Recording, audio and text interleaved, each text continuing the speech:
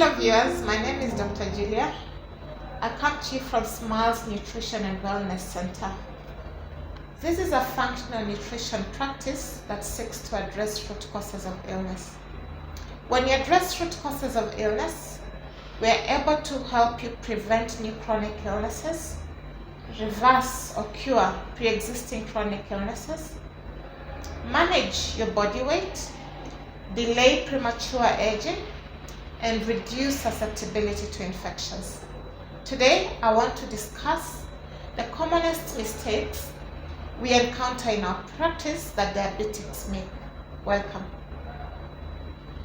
Diabetes is now a fairly common disease the world over, and increasingly we are seeing younger people in their 20s, 30s, and even the 10s elsewhere acquiring diabetes.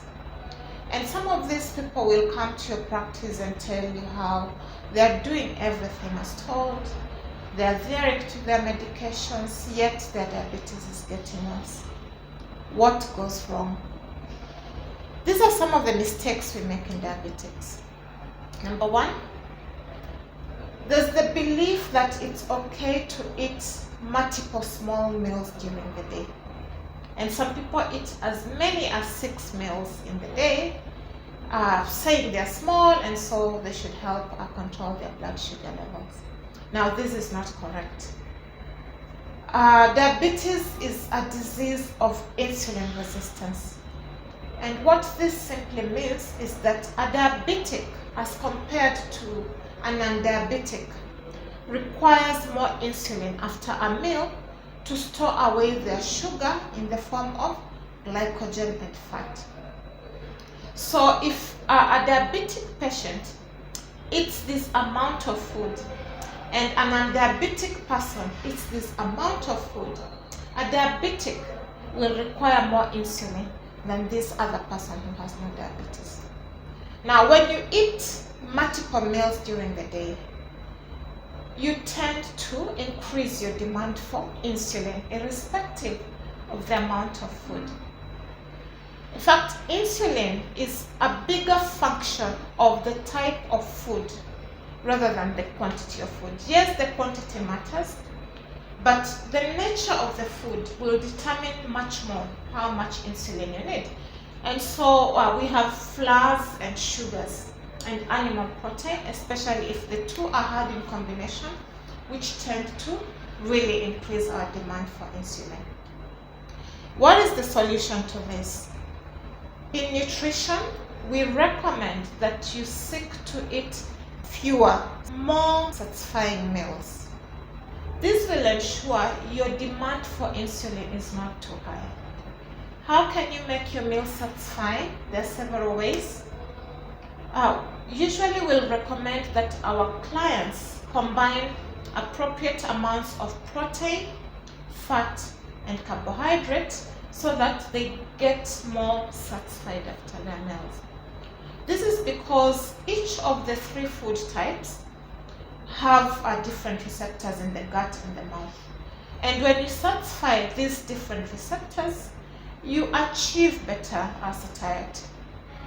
And so there are certain proportions we'll recommend for our clients for the 3 food subtypes. Additionally, you want to have as much fiber as you can in your food because fiber is satisfying to the stomach.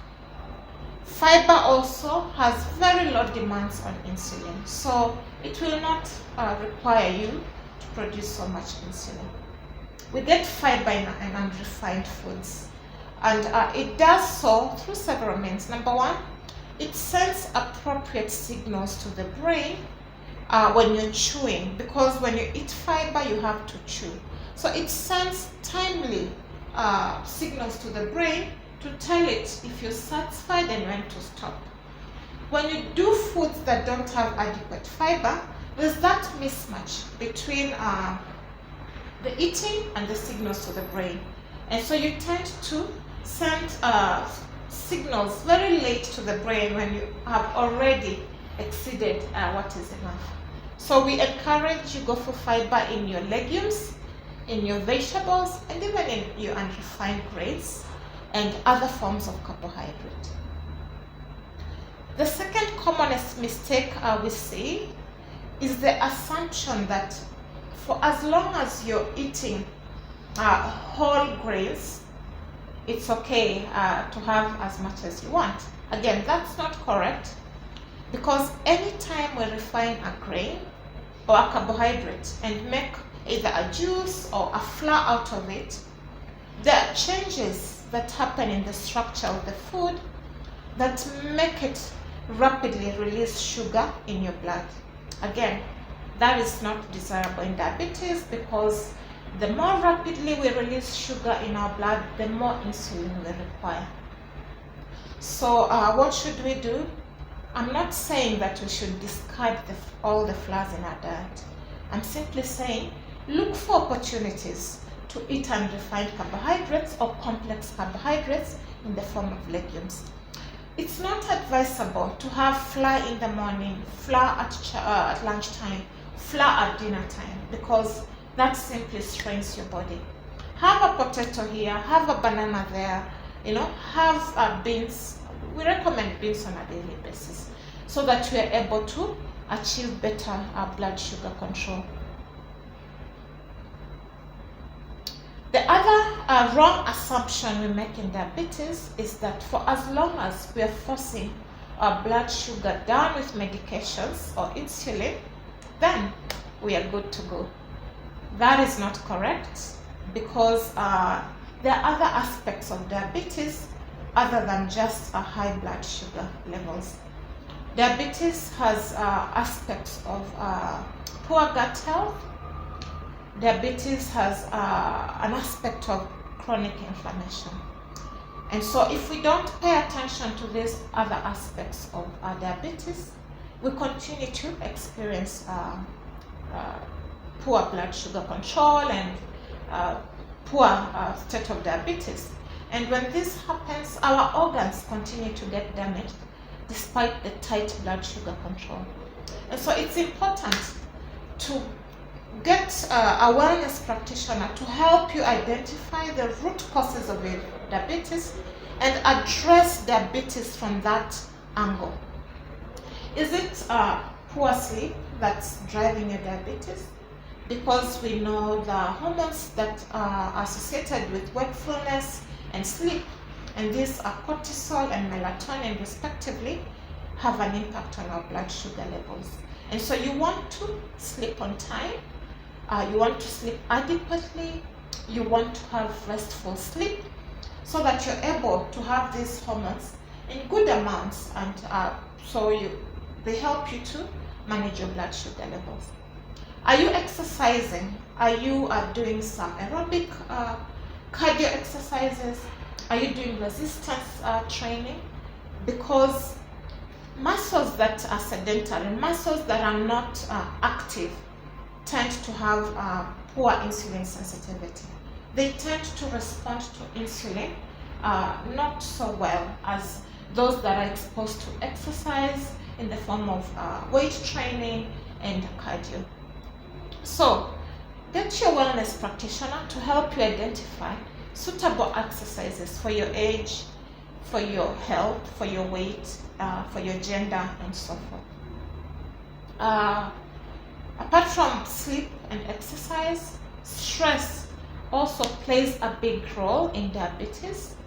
We want you to manage your stress effectively. Stress increases your demands of micronutrients, number one, and so if our nutrients are not adequate, we tend to damage all our organs, and the organs included in this damage are things such as the pancreas, which helps to produce insulin. Additionally, stress tends to increase our cortisol levels, and whenever our cortisol levels are high, the energy that the body requires tends to come from the muscles, because cortisol makes our muscles break down to provide sugar, and then that sugar is used to cope with the stress. So you really want to manage your stress well. Again, we are here to help you identify sources of stress. We are here to help you build the skills that would help you be able to minimize stress. And this is stress at home and stress at the workplace. And also identify other non-psychological sources of stress to your body that we may improve or reduce so that we achieve better diabetes control.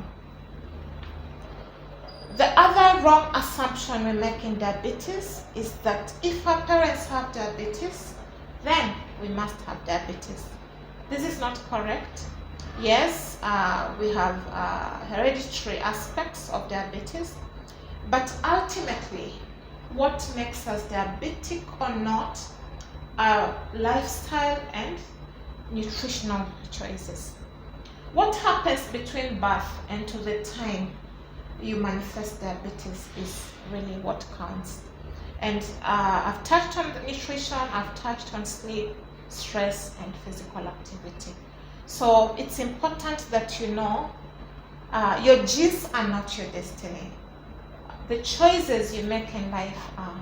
And so get aware, get to know how to be in control of your health and life to avoid diabetes. Last but not least, diabetes is not just about carbohydrates.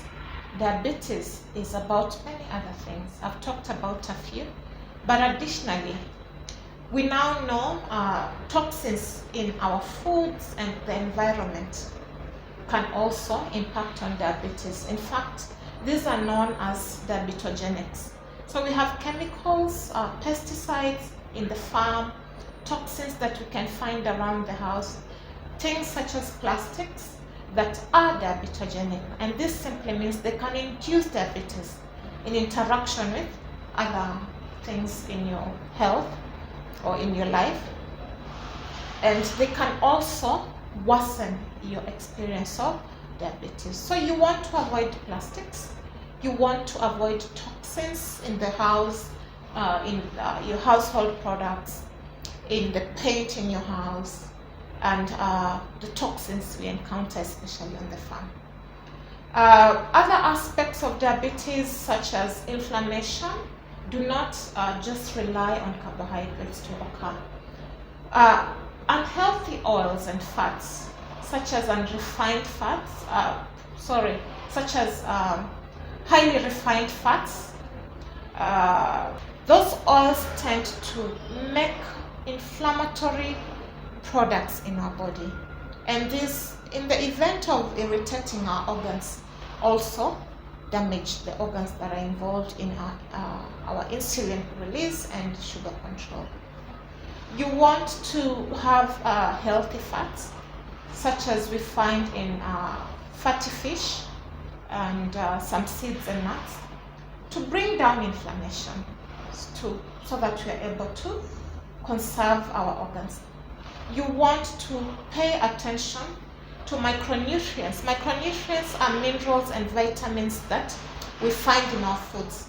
But because of poor farming methods, because we have processed foods, sometimes we diminish the level of micronutrients in our food. We are here to help you identify or create awareness on all these other aspects of diabetes. I would encourage you to visit us to identify the root causes of your diabetes so that we are able to help you manage diabetes, and who knows, if you're lucky, cure your diabetes, and if you're on the way to getting it, reverse it. Thank you for listening. It's goodbye for now.